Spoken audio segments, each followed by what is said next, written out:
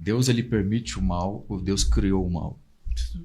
O mal é uma realidade absolutamente vinculada ao olhar humano.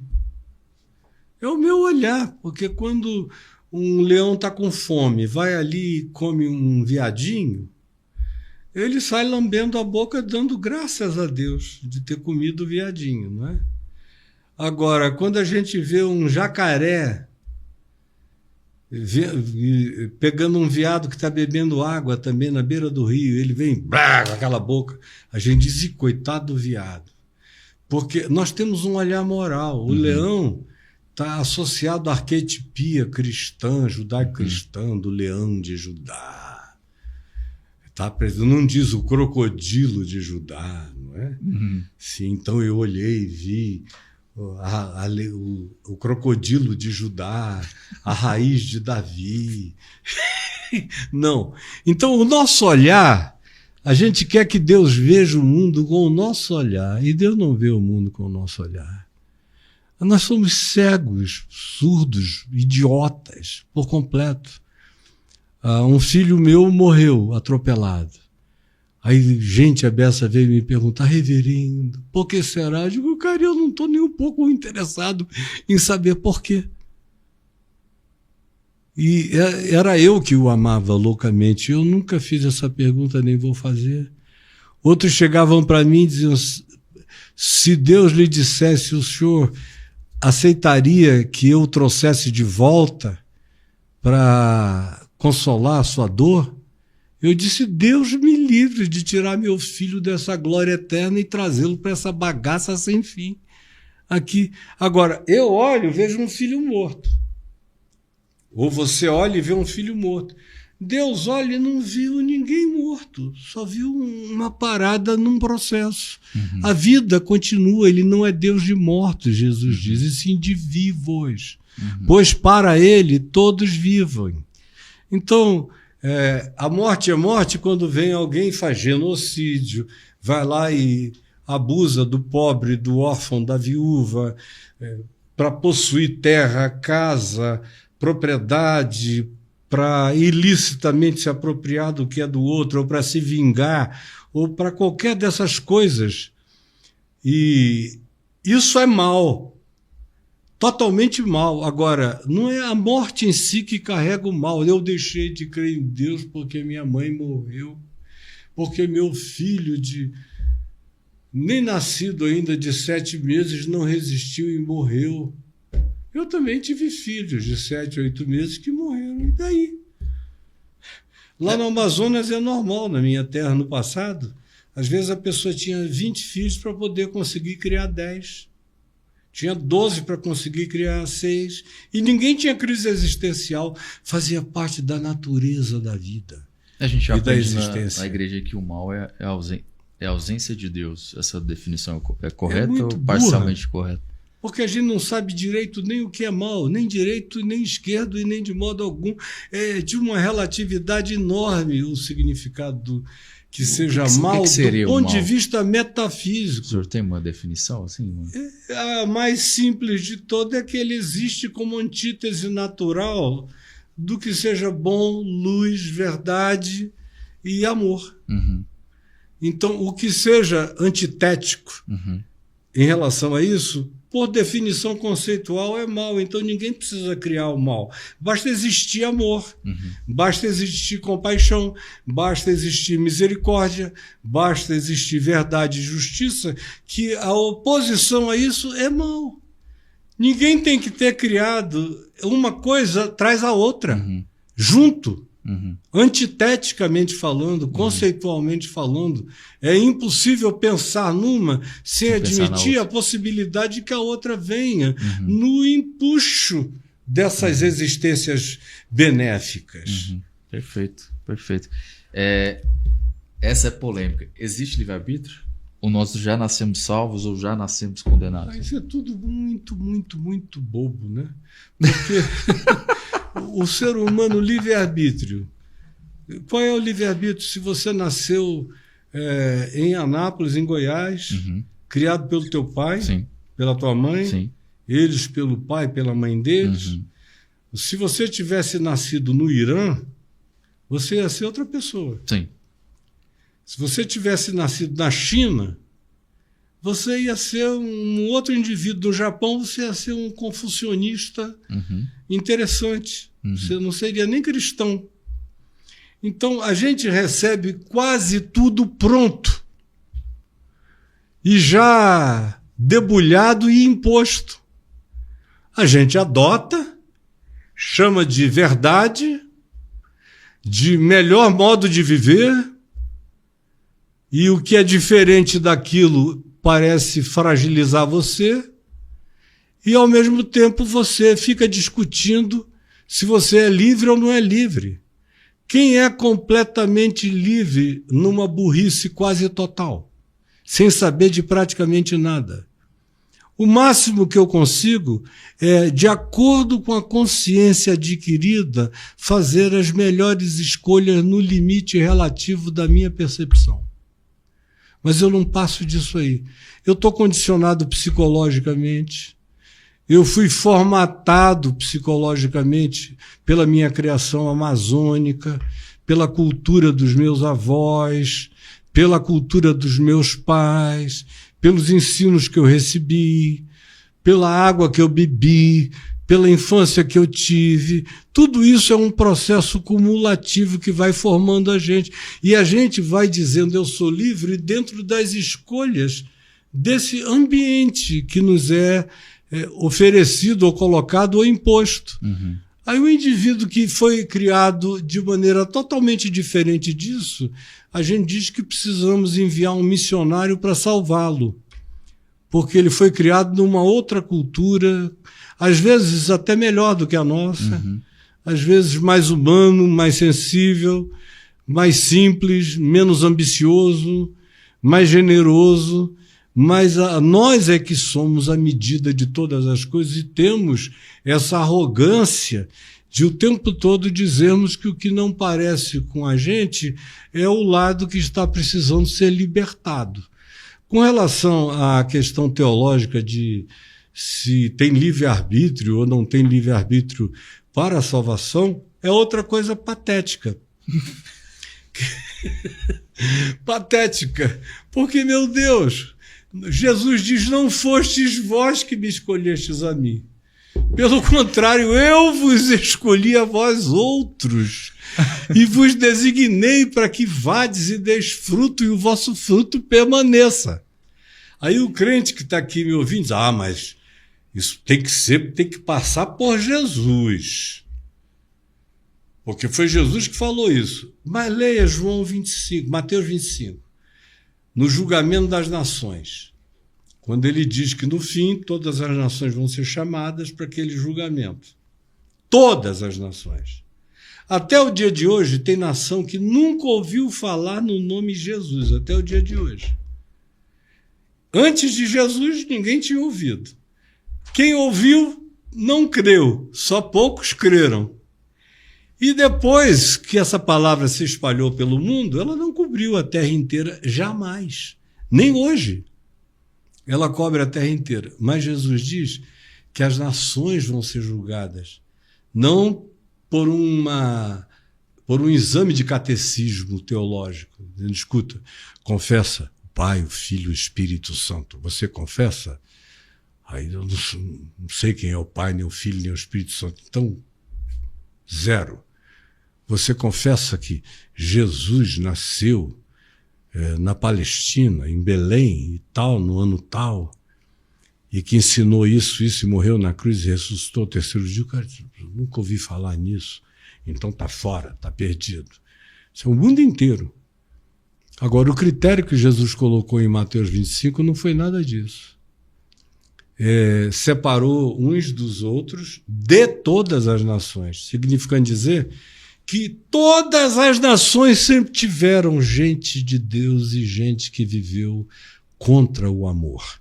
Mas a salvação não vem pela fé em Cristo Jesus? Sim, também. Por exemplo, essa pessoa que nunca ouviu de Jesus. Nunca ouviu de Jesus, mas amou.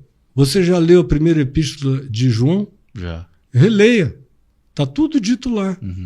que quem ama é de Deus, quem não ama não é de Deus. É que você lê aquilo pensando na sua congregação. Uhum.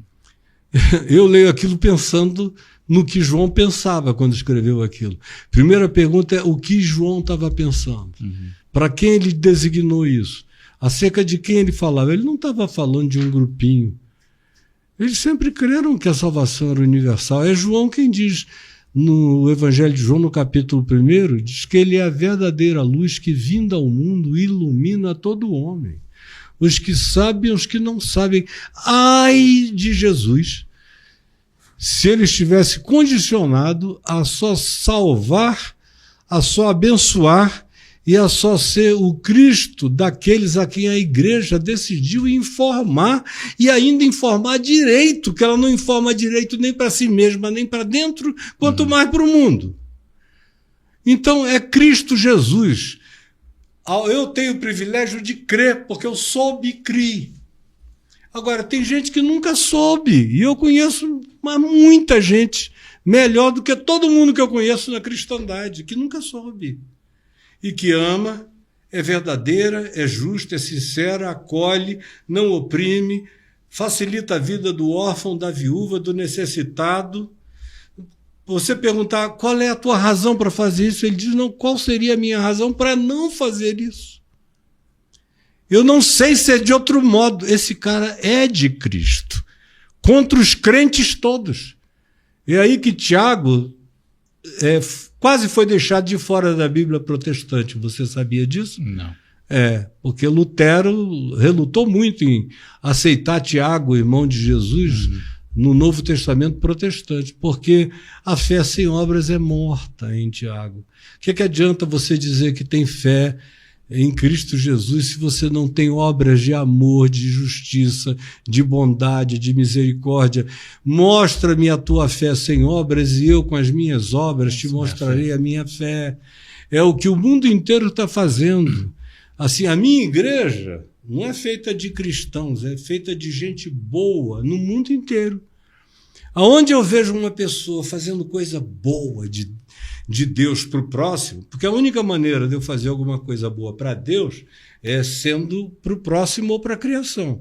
Deus não está precisando de nada, coisa alguma, muito menos de dinheiro ou de frequência. Se ele é onisciente, por que ele precisa que eu vá a algum lugar para ele encontrar comigo? Jesus disse, entra no teu quarto. Jesus não mandou a gente ir a lugar nenhum. Toda vez que ele disse que alguém foi ao templo ou foi à sinagoga, ele conta uma parábola ridícula do que estava acontecendo lá, não é? O publicano e o fariseu e outros exemplos dessa natureza. Mas o condicionamento, a lavagem cerebral foi tão grande, tão forte, tão intensa, que até o óbvio básico que eu estou dizendo aqui podia falar dias e dias sem parar, te explicando que eu não cheguei a esse ponto por um livrinho que eu li. Isso aqui está entranhado em mim desde que eu praticamente nasci. A minha tese de ordenação com 20 anos de idade foi sobre isso. Então não é nada novo para mim, eu sei. O pessoal do Velho Testamento, que Jesus não tinha vindo antes, ele vai ser julgado por esse critério? Então, do vai amor, ser julgado pelo critério. Todos. O critério de Deus é amor sempre. É sempre bondade, amor, verdade, justiça. Mas mesmo que a pessoa crê em Jesus e a outra que não creu, o critério de julgamento é esse? É esse. Se você crê em Jesus, Tiago está te perguntando, tu dizes que tem fé, mas não tens obra? De que adianta semelhante fé? E aí ele dá um exemplo. É como um defunto que não tem vida. Não tem vida. Esse fruto é a vida.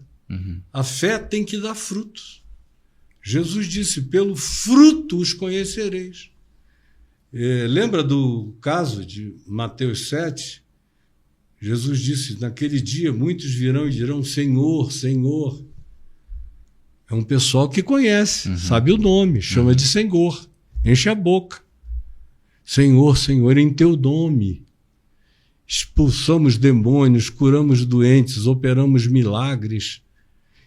Jesus diz, eu, porém, lhes direi, não é meu Pai lhes dirá, eu, porém, lhes direi explicitamente, nunca vos conheci, apartai-vos de mim todos vós que praticais a iniquidade.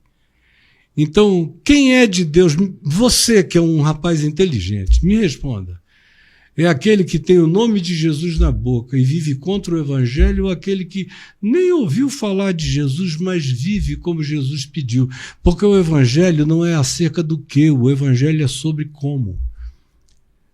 Lembra do palhaço, do teólogo que chegou para Jesus e perguntando: Senhor, me diz quem é o meu próximo?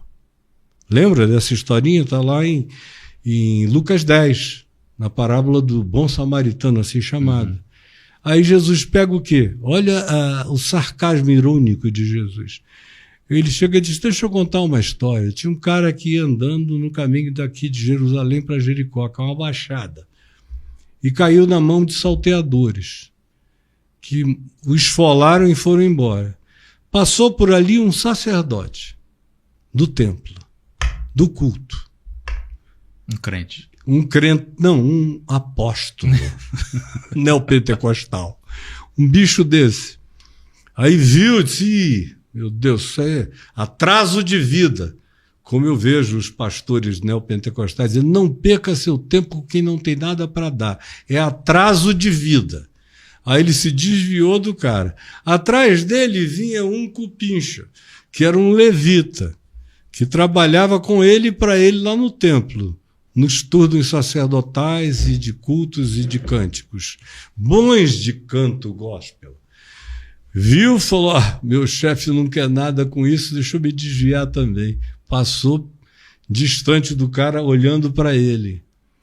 Aí Jesus diz: então passava pelo aquele caminho, andando no seu próprio caminho, um samaritano.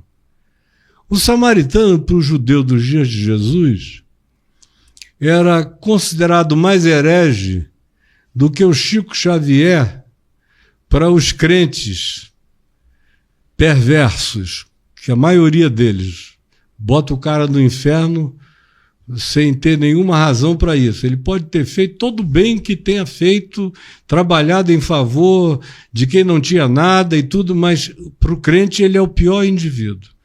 Para os judeus, pior do que ser romano era ser samaritano, que tinha, de certa forma, parte do sangue dele.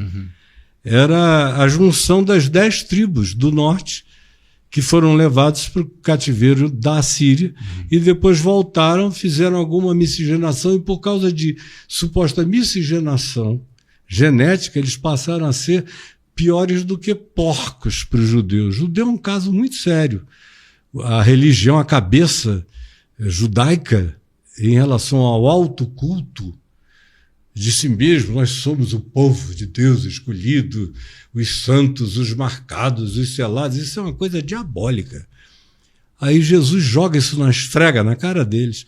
Passava por ali um samaritano e, vendo-o, se abaixou, cuidou dele, pensou-lhe as feridas com óleo, lavou depois com vinho, com vinagre, fez asepsia, colocou no jumento dele, deixou numa estalagem, pagou a estadia e deixou uma outra grana, dizendo: olha, se ele gastar mais do que isso, eu vou passar por aqui na volta.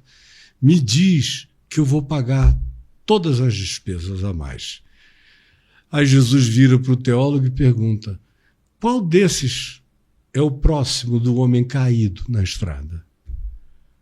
Aí eles tiveram que ser minimamente racionais e dizer: aquele que usou de misericórdia para com ele, que era o samaritano herege, perdido, filho do inferno, miserável.